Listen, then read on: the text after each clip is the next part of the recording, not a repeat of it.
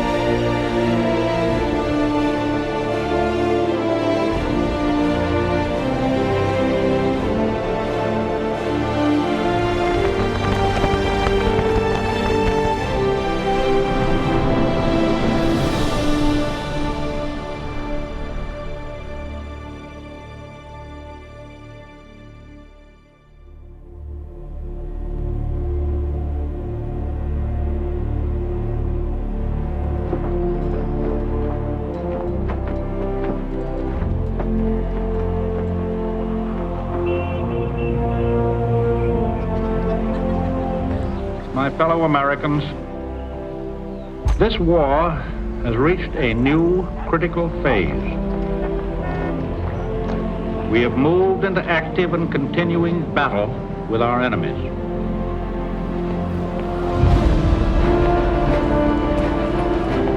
We are pouring into the worldwide conflict everything that we have. Our young men and the vast resources of our nation. Making airplanes, and guns, and ammunition.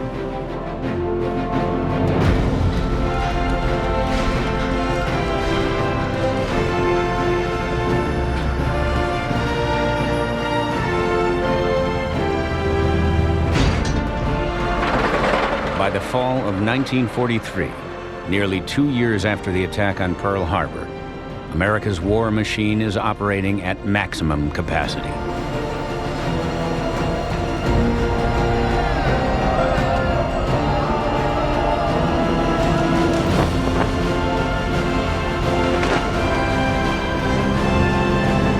Running 24 hours a day, America's shipyards are turning out warships at an incredible pace. The American Pacific Fleet is now larger than the navies of all the warring powers. The American people have accomplished a miracle.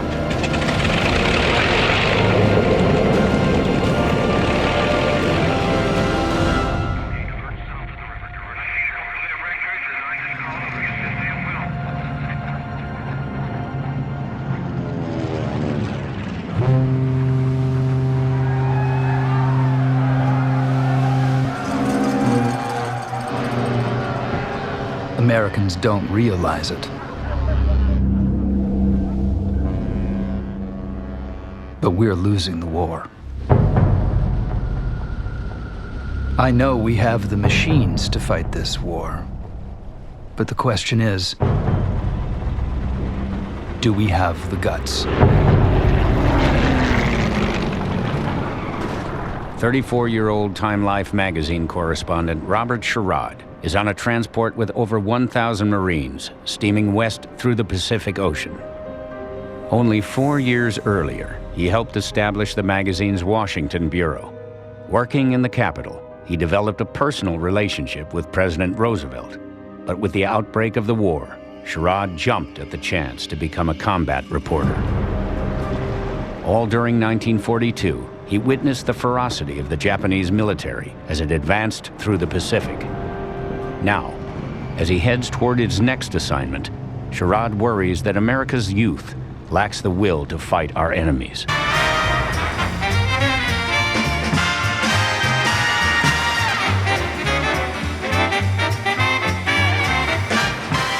This generation isn't mentally prepared to bridge the gap between the comforts of peace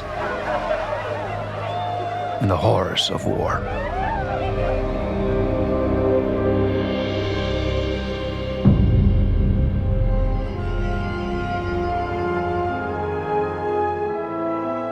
In the 8 months following their victory at Guadalcanal, U.S. forces have pushed the Japanese back in the Solomon Islands and New Guinea.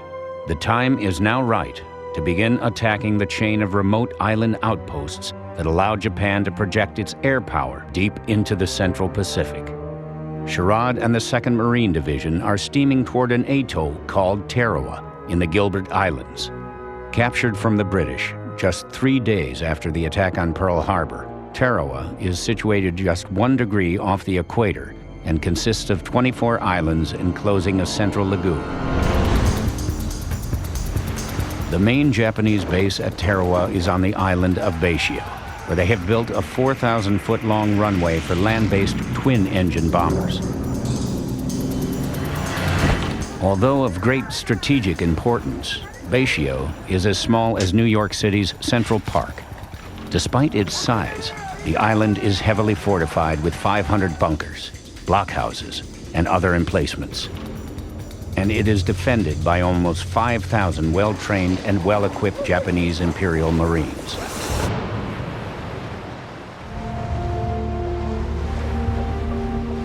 Tomorrow, I will take 2 fresh notebooks. If I'm killed, I don't want the Japs to learn anything about us from the notes I've made during this convoy trip.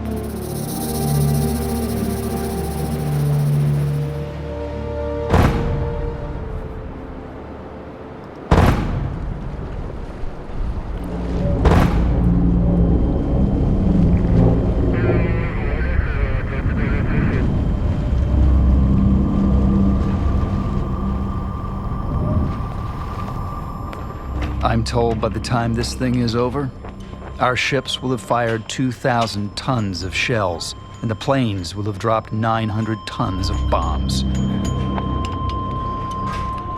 The admiral in charge of the shelling is confident we'll bomb the place clean off the map.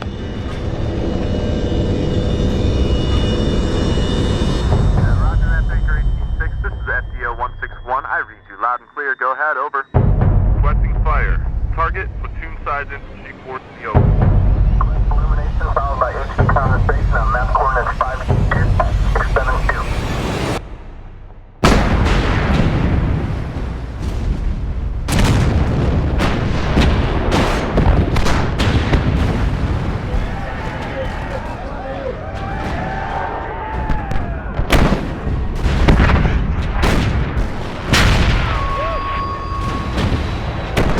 All around me, the Marines are cheering in approval. It's a good feeling to watch our ships deal a merciless blow to the Japs.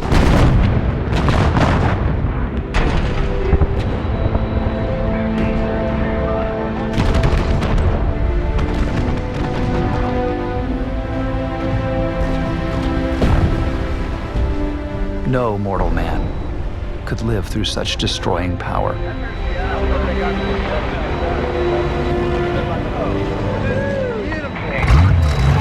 Baishio and the neighboring islands are rocked by the bombardment. The first waves of Marines climb into their amphibious tractors, known as Amtraks, and strike out for the shore.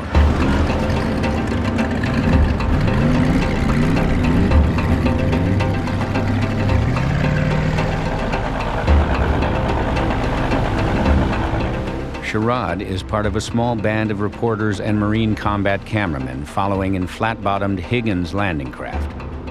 These Marine cameramen have been assigned to document the invasion using handheld IMO cameras and color film. Since this will be the Marines' first amphibious landing against a heavily defended Japanese island, Marine Corps leaders want a record of what happens.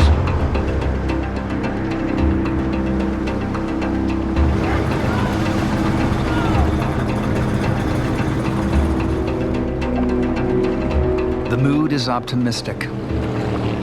A young lieutenant asks me why I haven't written a book yet. I tell him, I'm just waiting for a real story.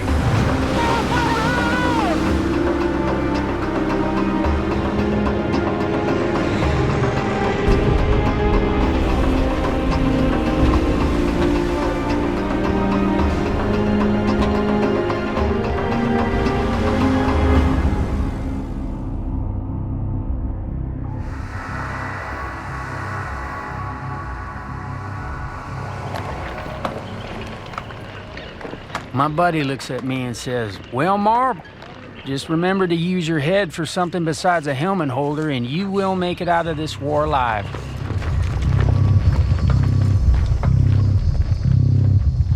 "20-year-old Marine Nolan Marbury has just landed on the island of New Britain with the 1st Marine Division, on loan to the Army as part of America's Southwest Pacific Offensive.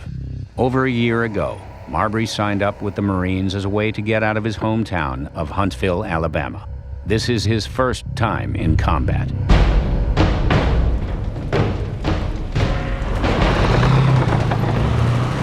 I can hear the sound of artillery and small arms fire in the distance. I got a tight feeling in my stomach.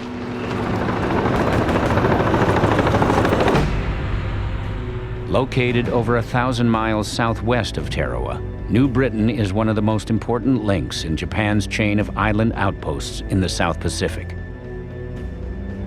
Their sprawling air and naval base complex at Rabaul on the island's northeastern tip has been the nerve center for Japanese combat operations in that region since early 1942. The American plan is not to storm Rabaul, but to encircle it, cutting off supply lines and rendering the stronghold militarily irrelevant.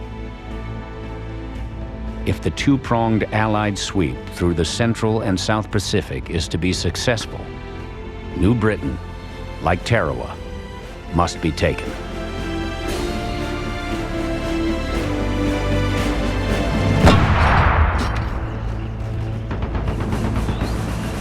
It's a hell of a time to make new friends. But the lieutenant's pairing us up with new foxhole buddies. He wants rookies like me with experienced vets. My new partner is a guy named Les. He saw lots of action on Guadalcanal. That should come in handy.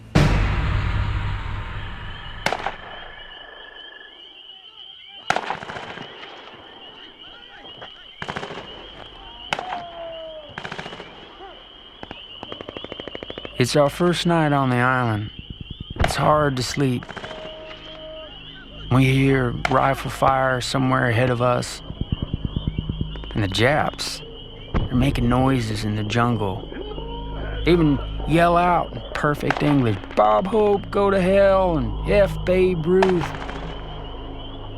Trying to piss us off, hoping that we'll fire on them and give away our position.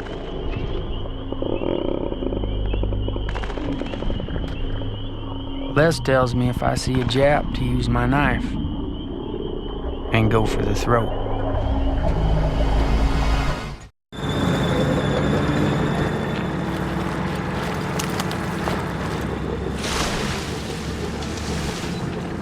We keep pushing forward, but this grass is so thick we barely go anywhere.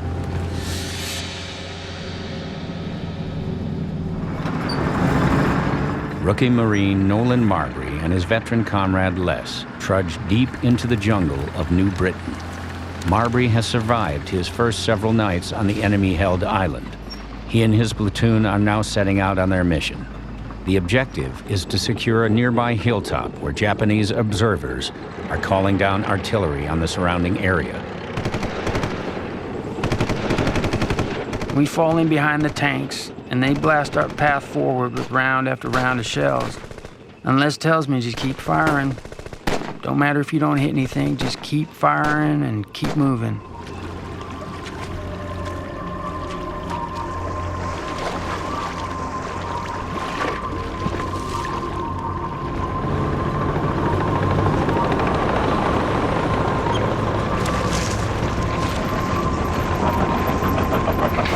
But as the tanks move deeper into the jungle, they get bogged down in New Britain's dense undergrowth and muddy streams. The men will have to face the enemy without the protection of their armor.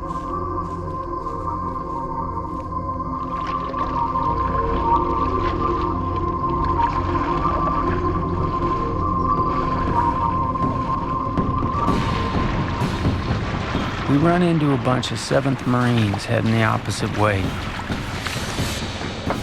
Man, they look beat.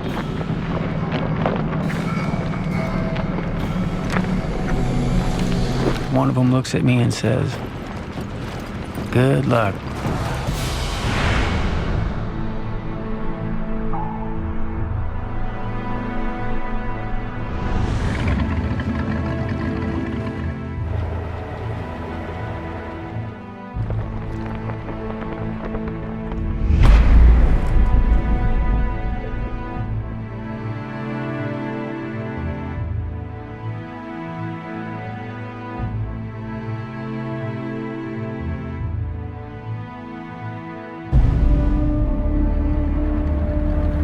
As we get closer in, I can see there are no Higgins boats on the beaches. Something is not right. Should be hundreds of them by now. Time Life correspondent Robert Sherrod is on a landing craft with the 2nd Marine Regiment, headed toward the island of Baishio in the Tarawa Atoll.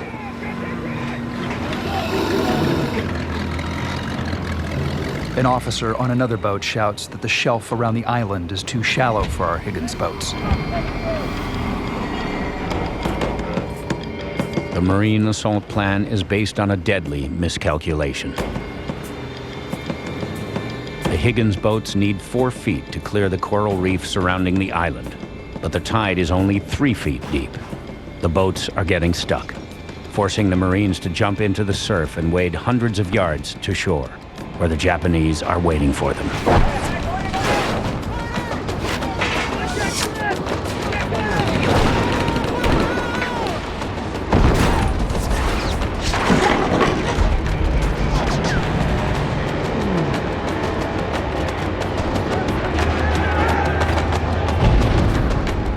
Only lightly armored Amtraks, which can crawl up and over the coral, are able to make it past the reef. Sherrod transfers from the Higgins boat to an Amtrak and moves toward the beach. Our Amtrak's boss yells that he can't go any closer. He can't risk losing the craft. Too many of them are getting hit already. We have to jump off, 700 yards from shore.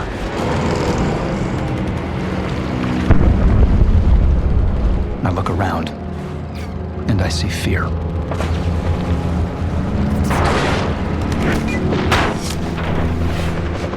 The machine gun fire is getting thicker. Mortars whine overhead, targeting the Higgins boats still struggling out on the reef. A Jap shell makes a direct hit, and parts of the boat fly in all directions. Bullets hit 6 inches to my left, 6 inches to my right, and I swear I can reach out and touch 100 of them.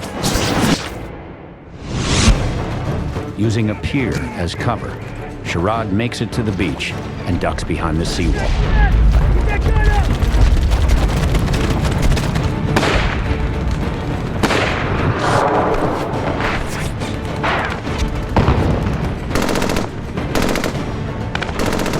Anyone going over that wall is raked by machine guns and snipers. Men are getting killed and wounded every minute.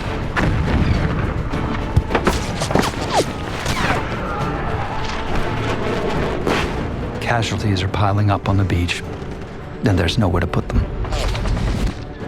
I've been ashore less than an hour. and already I can smell the death.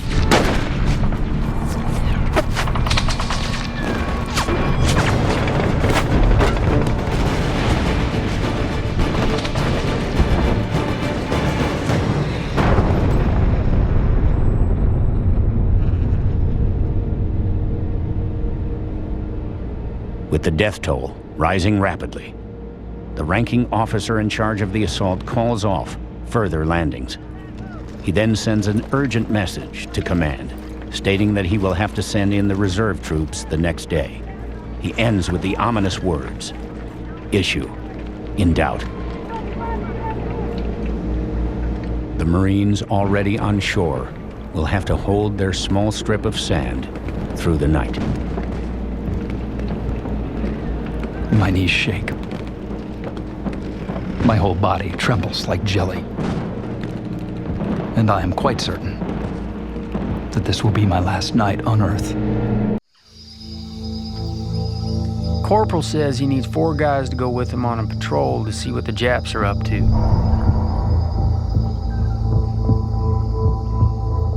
Private Nolan Marbury and the 5th Regiment of the 1st Marine Division have been in the jungles of New Britain for over 1 week.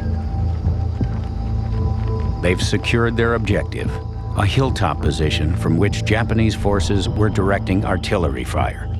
But they know the enemy has taken up defensive positions somewhere in the jungle ahead. Marbury's platoon leader wants to send a patrol out to find them.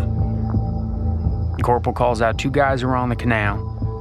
A guy named Lucky, my buddy Les, and he calls my name, and this other rookie, Benson, actually volunteers. Hell, I'm not even in the same class as those guys.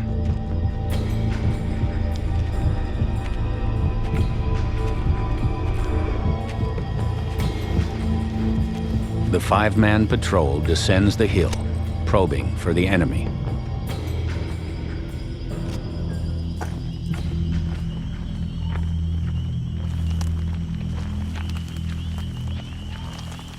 But after several hours, they realize they've become hopelessly disoriented.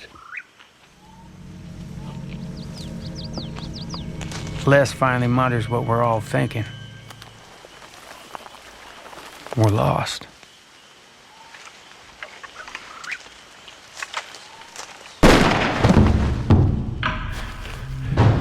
The corporal's shot.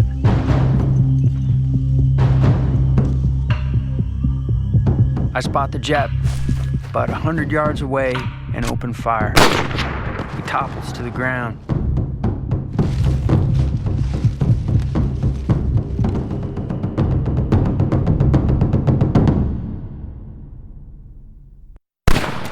Lucky fires around, starts running, screaming over his shoulder for us to do the same. The Japs are coming from everywhere. Benson gets hit. He's down, he's yelling. But there's no time to stop.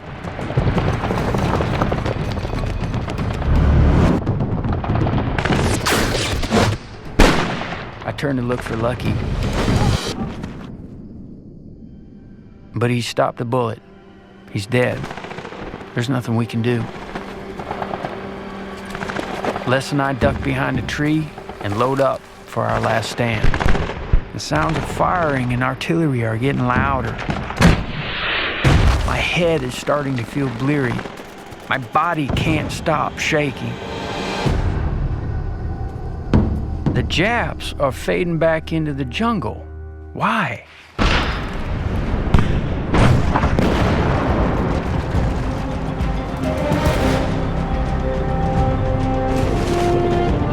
We can't believe it. A battalion of Marines is right behind us.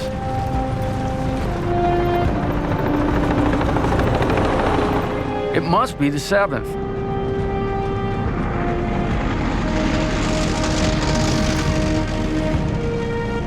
Les and I hug each other, and the tears start flowing. When we get back to K Company, we're greeted by slaps on the back and calls of "enjoy your vacation." But they get real quiet when we tell them about Ray Benson and Lucky. After 2 long weeks in the jungle, Marbury and the 5th Marine Regiment are ordered back to the beaches and told their mission on New Britain is over.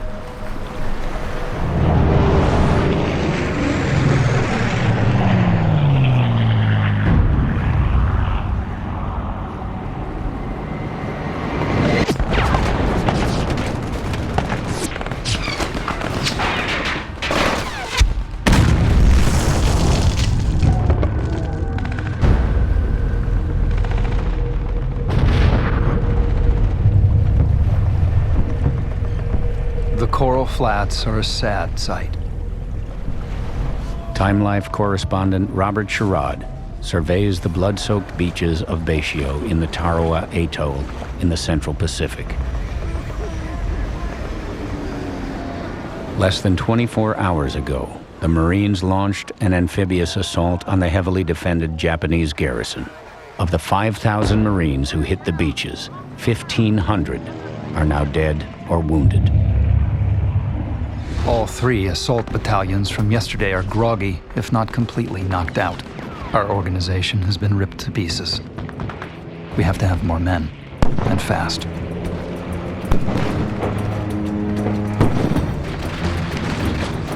Although they have held the beach throughout the night, the Marines there are in dire straits.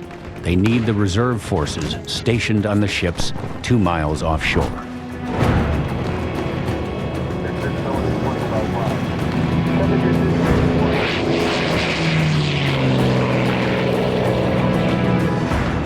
Command makes a difficult decision. Commit the floating reserve force and attempt to land them using Higgins boats, knowing full well that, like the day before, they might not be able to clear the coral reef that rings the island.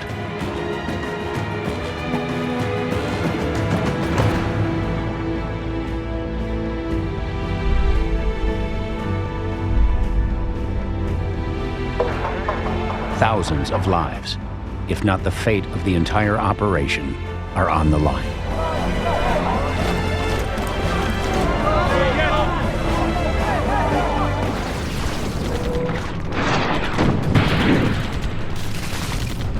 This is far worse than it was yesterday.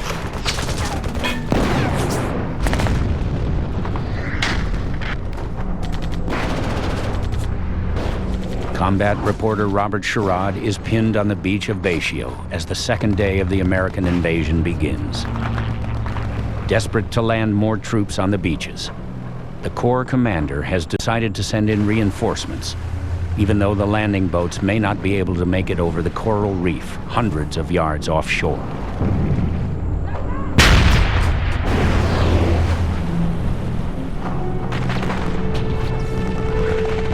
It's hard to stomach. Here I am, scribbling notes on my pad, while men are being killed around me.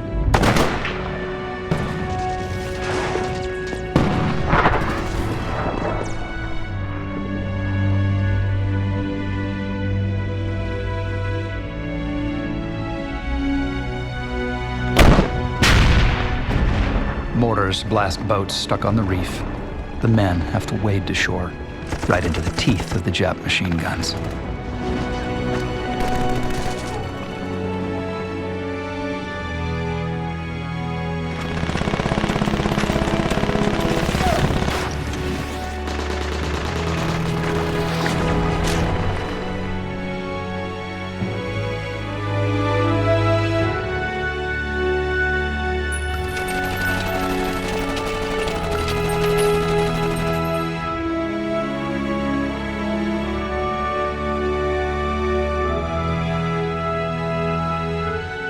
Within minutes, I count at least 100 dead Marines.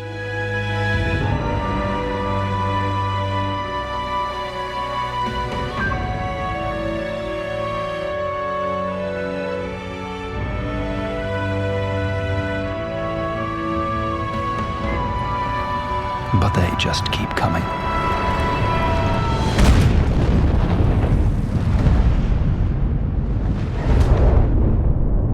Although the initial waves sustained staggering casualties, by late afternoon the Marines finally have the numbers to begin overwhelming the Japanese defenses.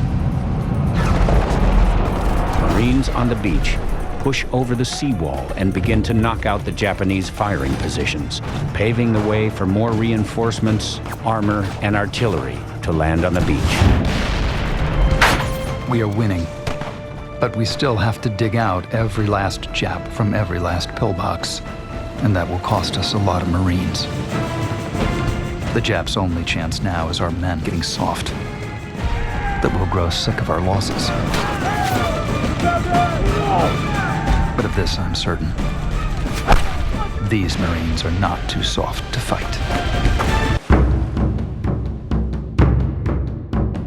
International News Service correspondent Richard Tregaskis is in Sicily. Just over a year ago, he completed his first combat reporting assignment, covering the harrowing battle on Guadalcanal. Since then, he's been obsessed with returning to the front. He arrived in Sicily weeks after a tremendous Allied invasion force landed on the island's southern coast. But before he could reach the front, the Allies chased the Germans and Italian forces north to Messina, where they crossed the strait and escaped into Italy. Now, the Germans are dug into Italy's mountainous terrain, awaiting the Allies' arrival. This morning, the radio announced that Allied troops have landed on the southern tip of Italy. This mission may be the hottest in the history of the war, and I damn well better be a part of it. For me, the lure of the front is like an opiate. There's just something about being in the middle of a battle, alive, yet inches from death. The thought of the danger itself stirs the imagination. On September 3rd, 1943, the British 8th Army crosses the Strait of Messina and lands at Calabria. 5 days later, Italy officially surrenders to the Allies. But when the U.S. 5th Army cruises into the Bay of Salerno on September 9th to establish a beachhead in central Italy, the Germans put up an unexpectedly strong defense. Hitler has no intention of giving up Italy without a fight. His reinforced armies start setting up strategic defensive positions in the mountains throughout central Italy. As the American troops push north toward Naples, Tregaskis follows closely behind. I enter a small village. There is destruction everywhere from artillery fire and German demolition crews. The Germans blew up whole buildings in an effort to hold up the Allies' progress. Townspeople pick bodies out of the wreckage. A man in broken English tells me the Nazis are animali tutti, all animals. For the first time in a long while, I have a bang-up eyewitness story of an action in a crucial section of the front. After pursuing the front for weeks, combat reporter Richard Tregaskis joins the action near the Volturno River, northeast of Naples. There, Allied paratroopers and mortarmen are trying to dislodge German artillery spotters from a mountain cave. Our heavy mortars are giving the Germans hell. A major turns to me and says, "It's great fun as long as we're dishing it out and not taking it."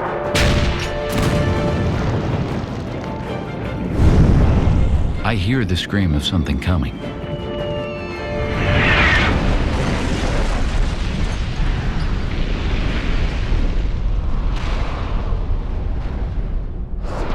Everything is all wrong. Strange. My helmet is a few feet away. I can see men running at half crouch. I try to shout, but strange sounds come out of my mouth. I know what I want to say, but I can't say it. Everything sounds unreal, like a movie, with a feeble soundtrack.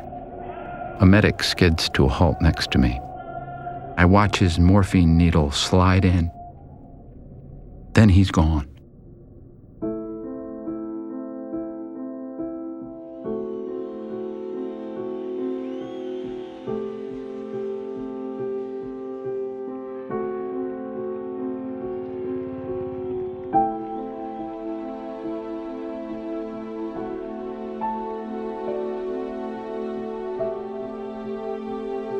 try to dictate a story about being wounded, but the effort of concentration is so great that after 4 attempts, I give up the idea. 1 month after getting hit by a German mortar round, Richard Tregaskis is in an evacuation hospital near Naples. Shrapnel and bone fragments have penetrated his brain, affecting his speech, his motor skills, and his thought processes.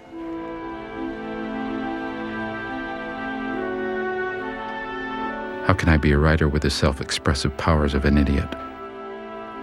A journalist who can't talk, write, or read. There are just no shortcuts to healing, so I have to be patient.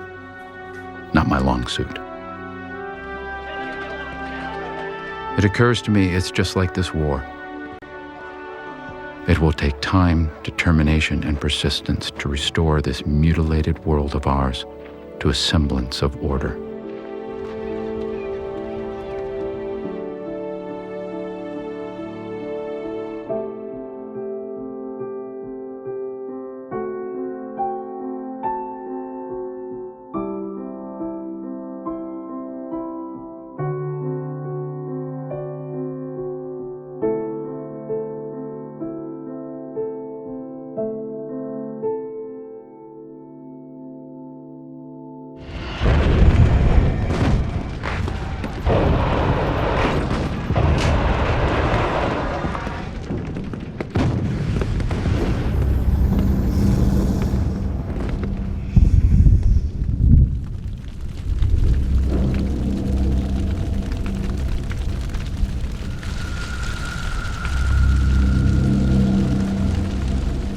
The fire from a burning pile of rubble has reached 6 Jap bodies. They sizzle and pop as the flame consumes the flesh and gases. After 76 hours of brutal close-quarters combat, correspondent Robert Sherrod is surveying the aftermath on what, only days before, was one of Japan's most formidable garrisons in the Central Pacific.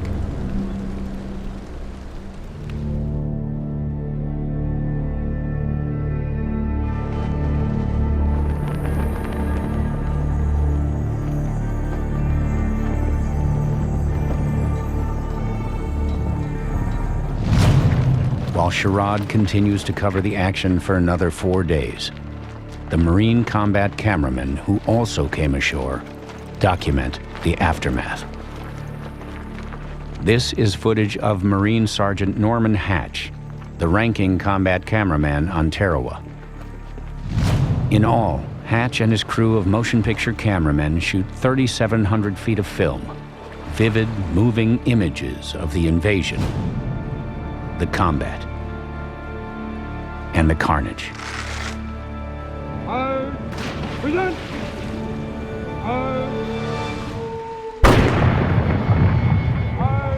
Reload!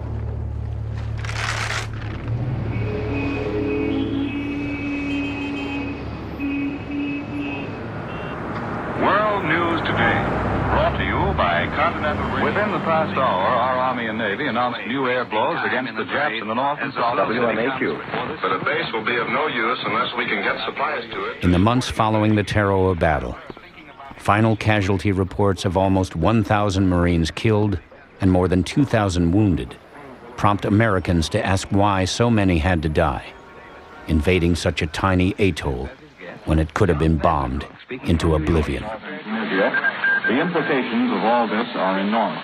At the same time, the Marines edit the footage shot by Norman Hatch and his team, turning it into a documentary film. But the pictures are far too graphic to meet the standards set by Hollywood producers and distributors. Only President Roosevelt can grant permission for its release.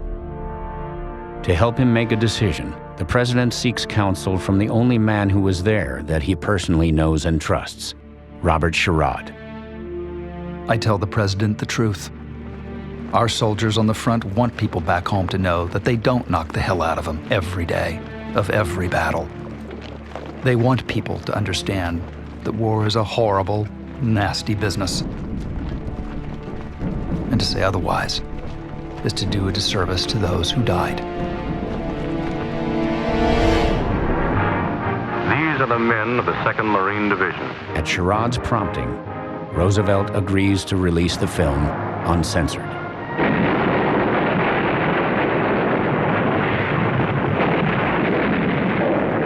Suddenly we're met by heavy machine gun and mortar fire.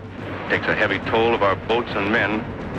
It doesn't stop us. With the Marines at Tarawa, wins the Academy Award for Best Documentary Short Subject in 1945. The film also boosts the sales of war bonds and galvanizes the public support for the American war effort. I have a suspicion that when this war does end, we shall not be in a very celebrating mood, a very celebrating frame of mind. I think that our main emotion will be one of grim determination that this shall not happen again.